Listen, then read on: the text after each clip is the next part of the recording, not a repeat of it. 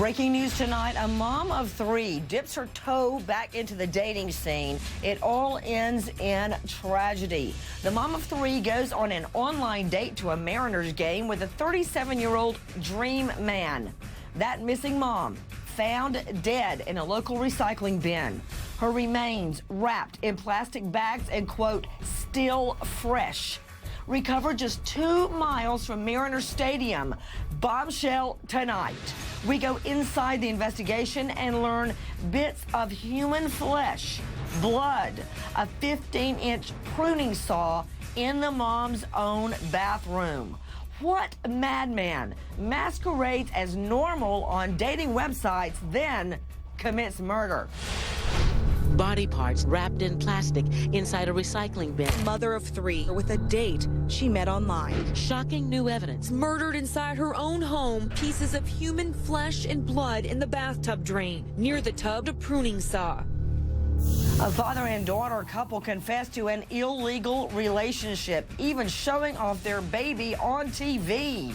Here from 60 Minutes 9 Network, while another father-daughter couple lose custody of their second baby together, demanding the court overrule the decision, declaring, "We've done nothing wrong." But the shocker here, it's legal in the U.S.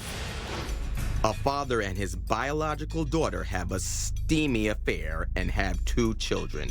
They both claim on 60 Minutes that they're just a normal, happy family. It's a normal, sexual, loving couple relationship. We're just a normal, happy family. That's 60 Minutes and 9 Network. Superstar Liza Minnelli's husband, close confidant of Elizabeth Taylor and Michael Jackson, producer, reality TV celeb, found dead. And the 5-star luxury Four Seasons hotel. What exactly is the cause of death? Autopsy now.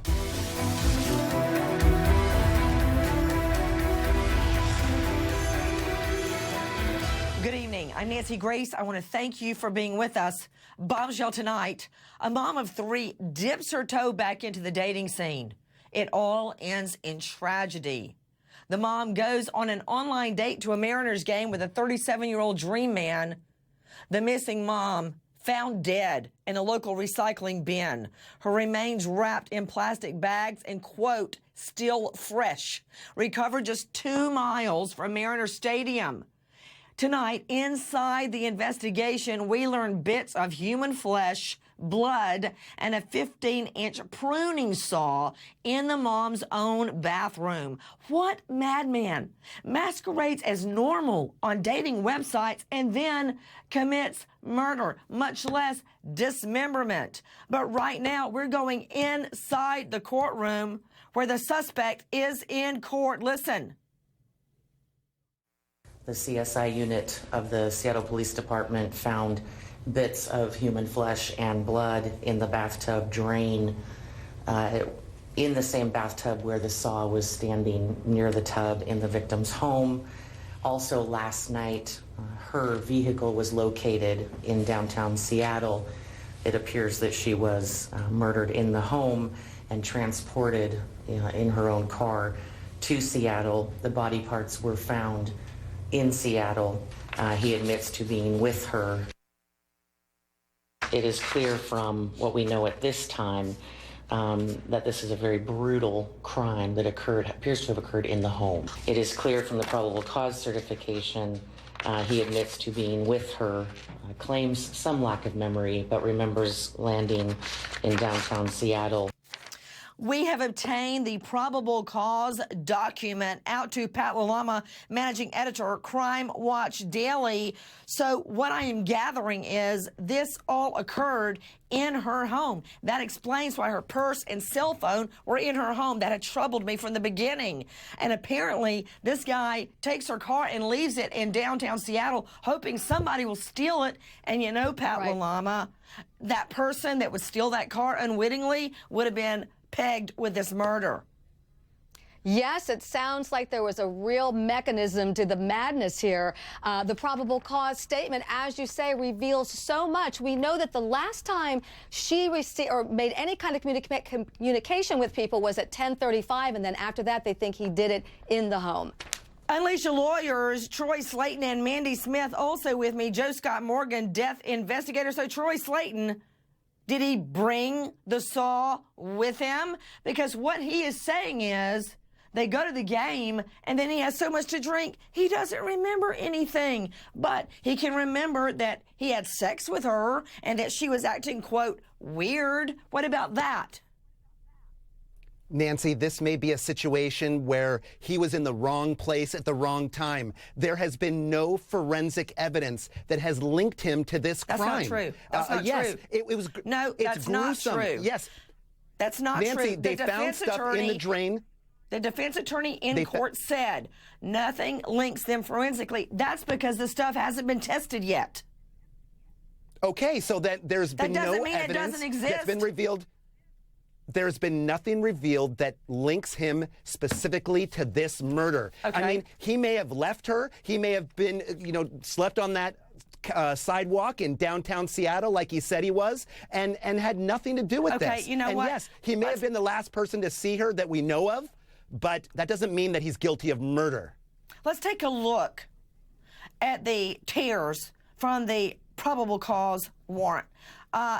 Complainant returned home taking his garbage and recycling cans, noticed weight in the bottom of the container and emptied the contents.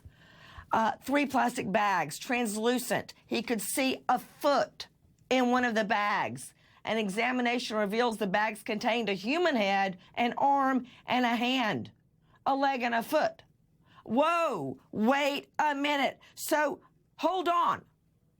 Where's the rest of the body, Pat LaLama? We've got a head, an arm, and a foot. Are they looking for the rest of this woman's remains? You bet. The FBI now involved looking for those very pieces of her body. Where could they be and why? Okay, let's take a look at him coming in court. Now, the judge today would not allow us to see his face. Take a look at what we were allowed to show you. The judge wants to protect him. What about her? What about the mother, Ingrid, the mother with an 8-year-old, a 9-year-old, and a 12-year-old little girl? She goes out on a date. She was divorced in 2014. She goes out on a date with a guy she meets online. Next thing you know, flesh and blood and her bathtub drain. A saw, a pruning saw, in her bathroom. That's not normal. The last guy she's with, this guy she meets online. And after a lot of digging last night, we're finally able to show you his face. Let's take a look at John Robert Charlton, age 37. We discovered he is on numerous dating websites. Take a look at this. Hold that picture, please. According to dating profile experts, you are supposed to look fun, funny, like you'd have a good time on a date. And that is how he portrayed himself online. So she goes out with fun, funny. He even describes himself as mellow and quiet. She's dead, and we're still looking for the rest of her body. To Dave Mack, syndicated talk show host, he followed all the rules of luring somebody in online. Now she's dead, and he says he can't remember what happened? Absolutely. And Nancy, one of the tip-offs here is that when they made contact with him on Saturday, Ingrid's mom texted him, and he said, 911, what's going on? We went to a Mariners game last night, but we didn't stay together because she was having her kids. Now, the last thing they wrote to him was, she's missing. What time did you last see her? A police officer needs to speak with you. He never responded again, Nancy. This guy was just a predator waiting for prey. And the way the victim's mom found this, she looked at her daughter's cell phone and sees all these messages and calls to this one number, and it's him, Charlton. And he says, 911? What? We went to the Mariners game last night, but we didn't stay together because she has her children today. Not sure what she's told you about our relationship. Mom, she's missing. When did you see her? A police officer needs to speak to you. Please call. And guess what? He never calls back. Unleasha lawyers, Troy Slayton, Mindy Smith. What about that, Smith? He never bothers to call back? Well, maybe he didn't want to talk to her mother, and maybe he didn't know that anything had happened. Maybe he assumed that the mom just said she's missing. Well, he didn't know the circumstances. It's not unusual for someone not to respond to a message as quickly as the other person thinks that they should respond. How about ever? Is that fast enough? Never? Well, I'm sure that by the time she notified the police, that the police got to him before he had the chance to respond. It's not unusual for someone to go 2 or 3 hours without responding to a message. Okay, let's take a look at the next probable cause tear. We've obtained the probable cause warrant. Detectives obtain judicial permission to conduct a search of Ingrid's residence. They find swabs of suspected blood in the kitchen. Investigators discovered a nearly empty box of plastic garbage bags. The bags appear identical in color and size to the bags in which Ingrid's body has been found. In a bathroom of the residence, detectives find a 15-inch pruning saw. Relatives report to detectives the saw was not normally in the bathroom. You know what? Isn't it true to Justin Fryman that this guy's own parents once took out a restraining order against him, and they bring up Hannibal Lecter? Do you remember that, Justin? What can you tell us about that? Can you pull up that sound, Liz, please? The reports are that they did exactly that. They were afraid of him. They said he was acting strangely. He was threatening them, and said to them, "Watch this movie, Hannibal." Okay, let's see what he's talking about, Justin. You see a lot, Doctor. But are you strong enough to point that high-powered perception at yourself? What about it? Why don't you look at yourself and write down what you see? Maybe you're afraid to.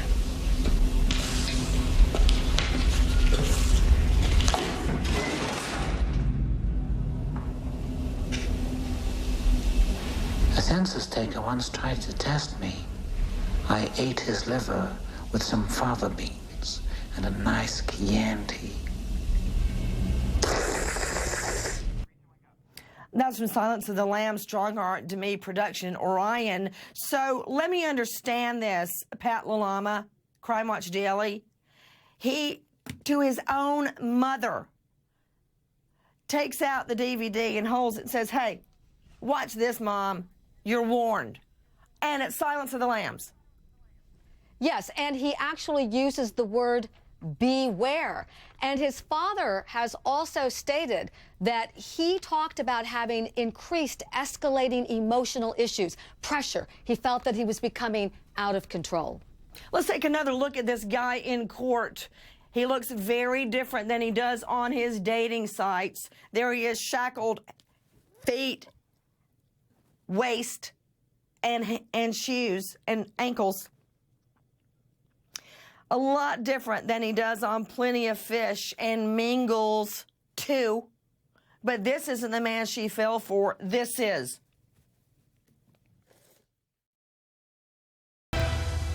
The loss of the mother of 3 is felt by many in this small community. Shocking new evidence found in Ingrid Lyne's Renton home. Bits of human flesh and blood in the bathtub drain in the victim's home. The head and foot helped investigators identify Lyne as the victim. So it sounds as if this mom of 3 is killed in her own home.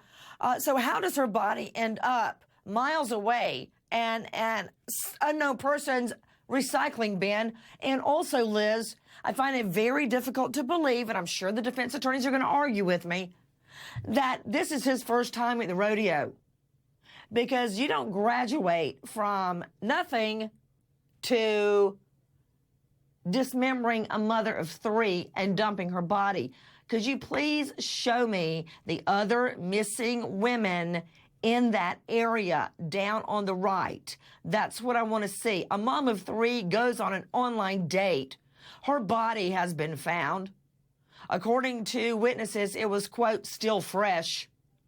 Dumped in somebody else's recycling bin. Now we learn a 15-inch saw has been found. Blood, flesh in her bathtub drain. This is out of your worst nightmare. This was supposed to be a date to a Mariners game. I'm very curious how he portrayed himself on online dating. Justin Fryman, what do cops think is the timeline?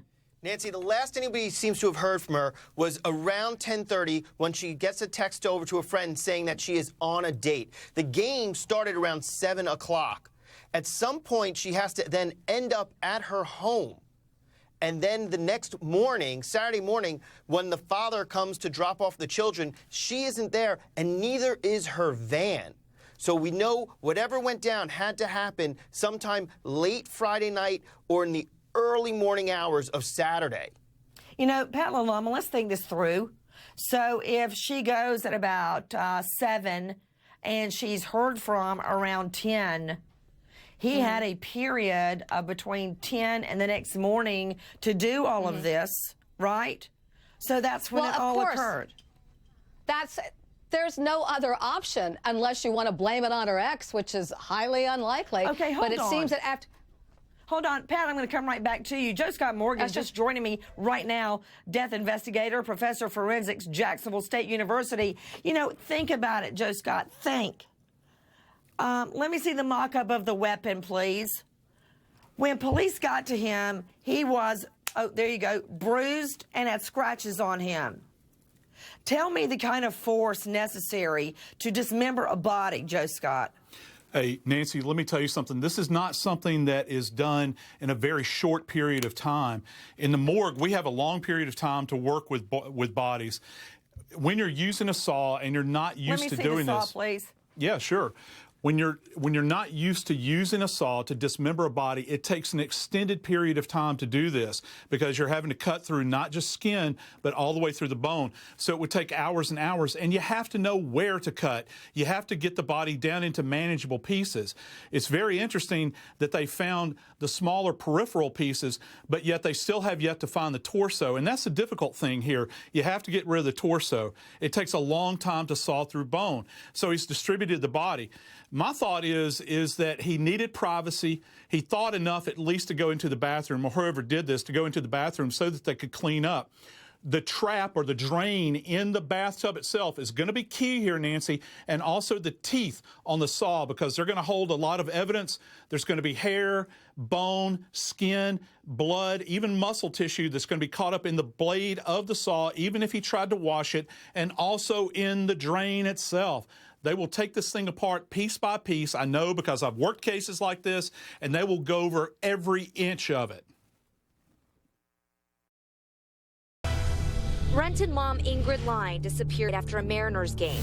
Her remains discovered in plastic bags in a recycling bin. This is a very brutal crime that occurred Inside the victim's home. It appears that she was murdered in the home. Pieces of human flesh and blood in the bathtub drain. They also found a pruning saw. Investigators say the victim was murdered inside her own home. Then the suspect took her remains to Seattle, where he later parked the victim's SUV in Belltown. When Charlton was arrested, detectives said he had cuts on his forehead, an injury to his lip and chin, and scratches on his chest. Today, detectives returned to the Central District with canine units to search for more evidence, just to be sure they didn't miss anything. They also searched the area in Belltown where Line's car was found. They're hoping to find surveillance video. You know, I'm just wondering, as far as his defense goes, where he is claiming he doesn't remember anything, that he remembers the sex and that she was acting weird, and that's all he remembers because he was so drunk. Wow, you remember the sex, but you don't remember the murder. Justin, maybe he could remember the abrasions on his forehead and lip. What were his injuries? That's right, Nancy. He has abrasions and scratches on his forehead, on his lip, on his hand, on his chest. So I think it's going to be very interesting to see. One of the body parts found was her hand. So it's going to be very interesting to find out just what is on her fingernails.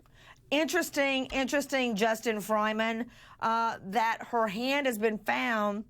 He has scratches. Will his DNA be under her hand? And as of tonight, the rest of her body has still not been recovered. I'm curious, Justin, what do we know about his online dating profiles on Plenty of Fish and Mingles 2, to name two of them? Could we see those, please, Liz? Freddie tries to show himself as being a really fun wait a type minute. person. He's a non-smoker. Okay, that's a plus. Go ahead. He also goes on to say that he's not really here for dating, only friendships, and that it's not just some scam of his. So he seems to be somebody that somebody would hopefully be trustworthy of going out with. Well, specifically, he says this is not a scam to get laid. He describes himself as quiet and mellow. He just wants to make friends. Joining me, neuropsychologist Sanam Hafiz. Dr. Hafiz, question to you, how do you go about pulling off this profile, luring people in, going on a date, and according to prosecutors, killed and dismembered her? I mean, I think that, you know, people who want to be charming can really pull it off online because you can really say anything. You don't have to be a Capricorn. You don't have to be 37. You can say whatever it takes. And the more easygoing and laid back you seem, the easier your chances are of luring someone in, because the more intense you seem or the more detail you give about yourself, people are going to Google you. They're going to maybe say, hey, do you know this guy? And it's easier to find. You know, another thing, how do these little girls ever go back in their home? Every time they walk past the bathroom, they're going to think about mommy's flesh and blood in the drain. I guarantee you right now, police are tearing that drain apart. Ben Levitan joining me, telecommunications expert. Ben, since this guy can't remember anything, you know, after she goes missing, he makes a post from Facebook. Can I figure out where he was when he posted that? Yeah, see, Facebook's going to tell us exactly where he likely accessed that from his phone. But, Nancy, you said something interesting. You said it's probably not his first time at the rodeo. Well, you look at this phone. I looked up his phone. His phone is from Great Falls, Montana. That's where he bought that phone, 650 miles away. Maybe we ought to be looking at missing women in Montana and not necessarily Seattle. Explain, Ben Levitan. Explain to me what you're saying. Well, we know his phone number. We know the phone number that Ingrid was communicating with. And I went into some industry databases here and found out where that phone turns out to be an AT&T phone. That phone was originally turned on in Great Falls, Montana. And doing a little more research, apparently he's had some issues in Montana, so I think we need to be looking at that. That's 650 miles away, Nancy. What motivated him to move to Seattle, or was he running? So this could be a whole new crop of communication here. But the point is, from his cell phone, we know where he was for the last 7 years, Nancy. That's how long AT&T keeps these records that will basically pinpoint his location every time he made a call or used his phone.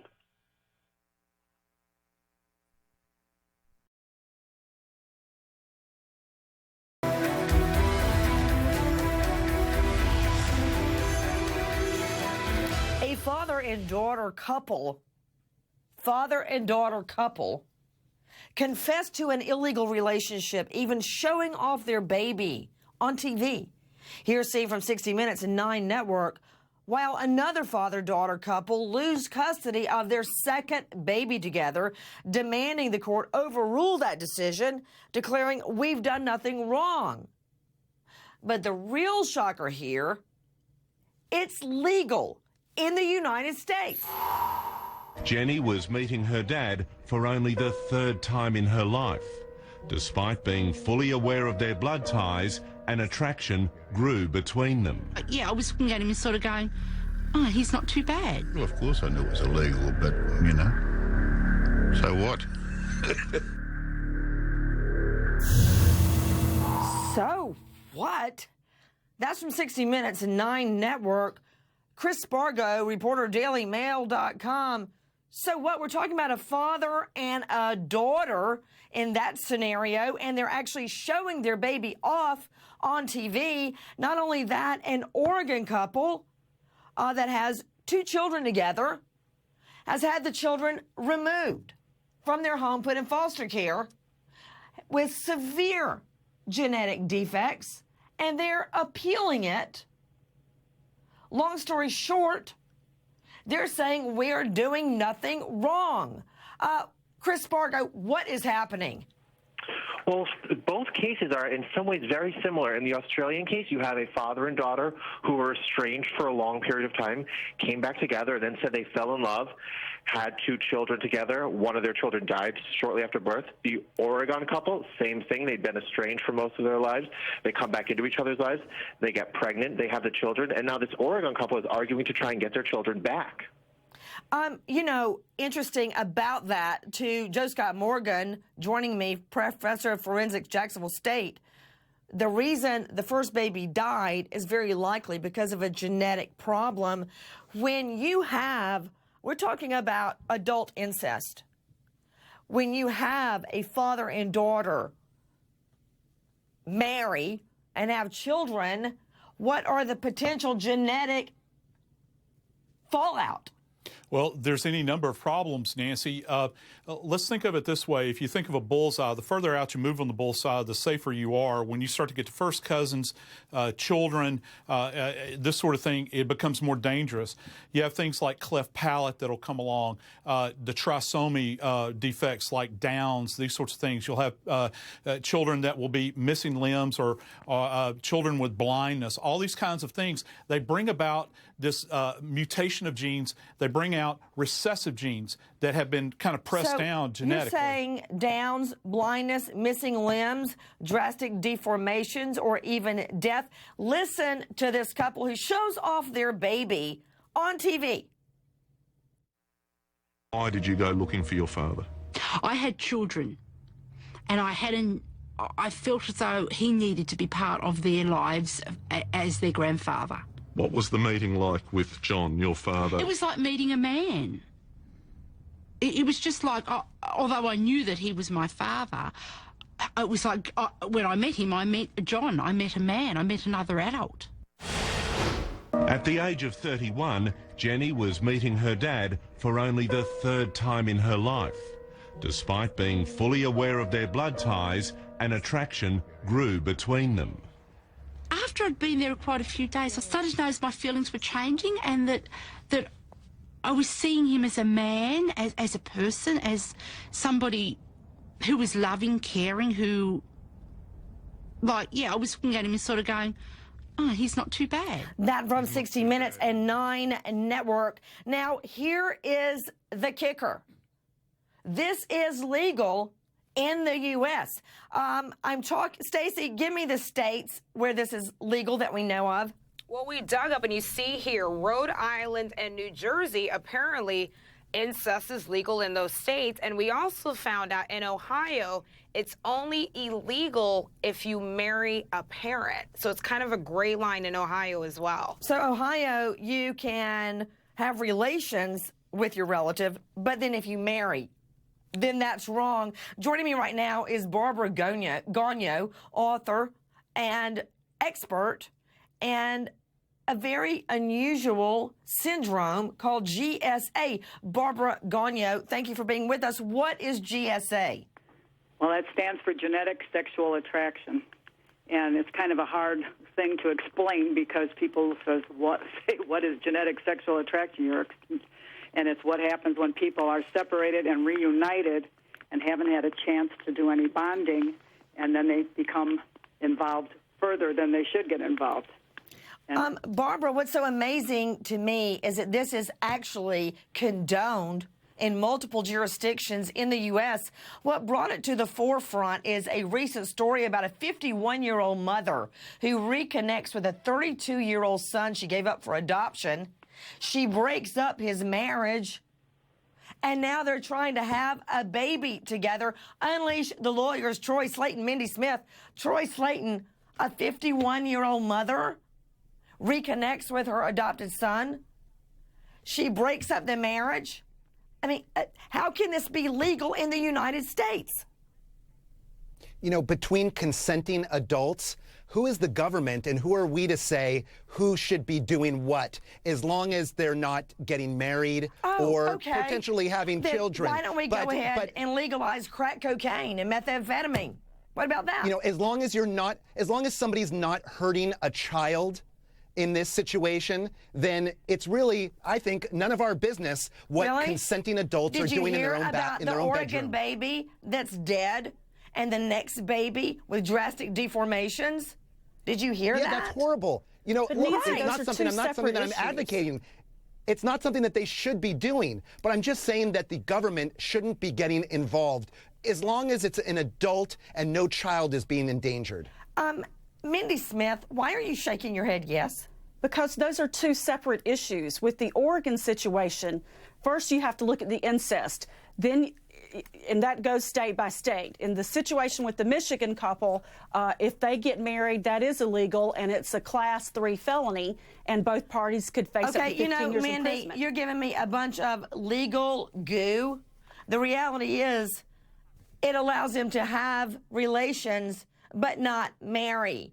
You two are saying nobody gets hurt. That's not true. By your line of thinking, we should legalize crack cocaine and methamphetamines. Listen to this from 60 Minutes and 9 News. You didn't think it was wrong, let alone illegal, to be in a sexual relationship with your daughter? Initially, yes. But emotions take over, as people no doubt realise that there are times during your life where emotions do rule the heart, rules the head. I knew it was illegal, of course I knew it was illegal, but, you know, so what?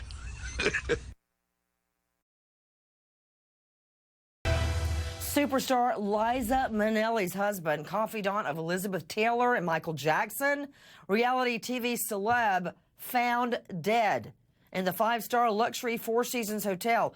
What exactly is the cause of death? Autopsy now. Police arrived at the scene following reports of an unexplained death and discovered Guest's body. Most remember Guest from his star-studded wedding to Liza Minnelli, with Michael Jackson serving as best man and Elizabeth Taylor the maid of honor. David Guest, the husband, the ex of Liza Minnelli, has been found dead in the Four Seasons Hotel. Candace Trunzo, senior news editor, DailyMail.com. How was his body found? Why was anyone alerted to go into the hotel room?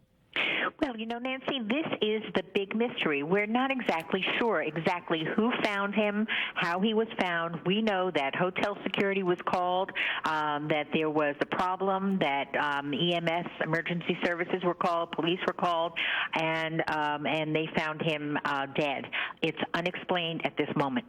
Right now, the autopsy ongoing for Liza Minnelli's ex, reality star. Take a listen to David Guest. Larry, we just had a wedding. We got over 1,000 gifts. We do not need silverware, and we have enough silver to serve everybody without toasters. Without toaster, plenty, right? We got everything. But so the funny all thing this is, where's this coming from? Sylvia supplied the silverware and the foodware, and you know there may be $2.50 a plate, $2.50 a plate. We even have one that was left over. There was not fine china. It was regular, everyday china that was served that they do at Sylvia's. It was going sort of smoothly. The problem was they took over our house. They had never told us they were going to build a studio inside of our house. It was never in our contract to build a studio. And they went and they knocked. When this started, did you say, what are you doing? For those of you just joining us, the husband, the ex of Liza Minnelli, found dead in the 5-star Four Seasons luxury hotel. Right now, we don't know why staff was alerted, but we do know an autopsy being performed. Joe Scott Morgan, a professor of forensics, Jacksonville State. What happens in the autopsy? What are they looking for in the autopsy? They're going to be looking for signs, first off, to make sure that there's no trauma externally, visibly on the body. They're also going to be checking his blood work to see if there are any drugs on board whatsoever. They want to check primarily to see what kind of natural diseases might have been at work here. There you're seeing David Guest with Liza Minnelli, his close friend Elizabeth Taylor, and Michael Jackson as well. Guest moving in star-studded circles. So another guest with us tonight, Tiffany Pollard, the housemate of his on Celebrity Big Brother, star of I Love New York. What can you tell us about GEST? What was he like? Hello, Nancy. First of all, I want to say it's a pleasure and an honor to be able to speak with you and to be on your broadcast tonight. I just want to say that David GEST was one of the nicest men that I could ever meet. You know, upon entering to the Celebrity Big Brother house, he met me with open arms. You know, he made it a point to tell everyone in the house that I'm someone to reckon with. And, you know, I was feeling quite alone in the house. And when David entered, you know, he just really, really thought it was important to tell everyone that, hey, this girl is in the U.S., she's making waves for herself, and she's a force to be reckoned with. So he was just such a kind man. He really went out of his way to make me feel comfortable. With me is Tiffany Pollard from Celebrity Big Brother. Sue Moss is joining us, New York attorney who was GEST's former attorney. Sue Moss, one of the things your former client is known for are the allegations between him and Liza Minnelli before they split, with him actually claiming she attacked him. I believe we've got tears of that. Sue Moss, what's your reaction? Well, I can't talk about the specifics of the case, but I just want to reiterate that David was truly, truly a kind soul, and he was a great entertainer. This was a guy who honestly, truly cared about others. And you're hearing all of this affection from his friends and people coming out and making these statements because we truly lost a really good man and a really caring guy.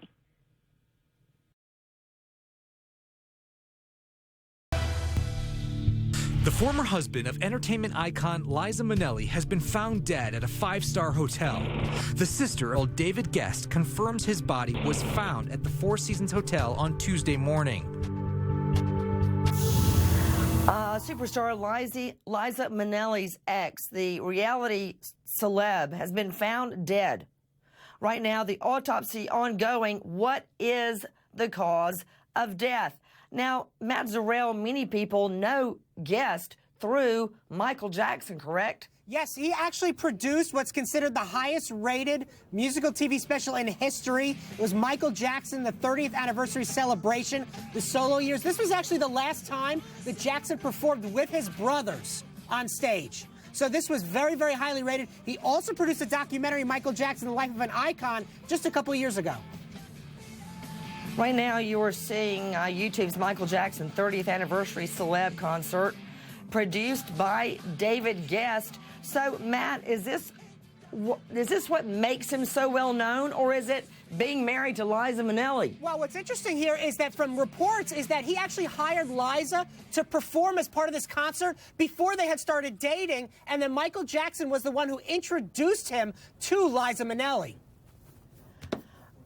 Candace Trunzo, we've been showing clips of him on Larry King with then-wife Liza Minnelli. Liz, let me know if you can pull the rest of that up. So, Candace, we don't know why the hotel staff was called to the room, but we do know that an autopsy is being performed. Why?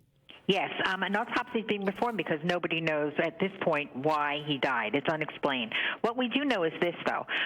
He was on Celebrity Big Brother. He was doing really well. I mean, the British loved him as a reality star, but he left in January because of ill health. So something was going on in January, and it may in the end explain exactly what happened to him. But Jessica Morgan, when you die of natural causes, is there typically an autopsy? That's Celebrity Big Brother from Bazal Productions and BBC. What about it, Joe Scott? Yeah, Nancy. Commonly, many jurisdictions use this principle, this idea of being found dead. This was not a witness death, so it's not beyond the pale that an autopsy or at least an external examination would be performed with as an adjunct to drawing tox as well. Everyone, let's remember American hero, Ohio police officer Stephen Smith, killed in the line of duty. Columbus Police, SWAT, narcotics, returned to duty after being shot in 2013. Will save multiple lives as an organ donor. Widow Lisa, children Jesse and Brittany, Stephen Smith, American hero. Forensic Files next. Thank you to our guests, but especially to you for being with us. Nancy Grace signing off. I'll see you tomorrow night, 8 o'clock sharp Eastern. And until then, good night, friend.